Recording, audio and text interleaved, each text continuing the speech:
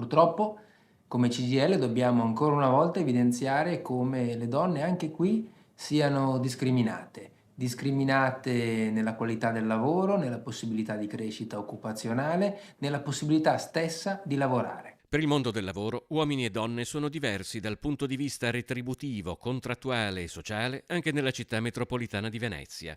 Lo studio della CGIL su dati INPS e Istat disegna un quadro in cui spicca più di un dato significativo, a partire da quello che vuole l'82% degli uomini impegnato a tempo pieno e poco meno della metà delle donne invece con un contratto full time. Le donne hanno contratti che determinano retribuzioni più basse, purtroppo spesso anche retribuzioni precarie e soprattutto evidenziano una grave differenza salariale. Anche la disoccupazione parla due lingue diverse nel veneziano, doppia rispetto agli uomini tra le donne tra i 25 e i 34 anni, più che doppia dopo i 45. Tra gli uomini e le donne che lavorano, invece, le condizioni sono profondamente diverse anche dal punto di vista retributivo. Se guardiamo gli uomini assunti a tempo pieno hanno mediamente una retribuzione di 6.000 euro più alta delle donne e se guardiamo i tempi indeterminati, quindi contratti stabili, questa differenza raggiunge addirittura i 9.500 euro.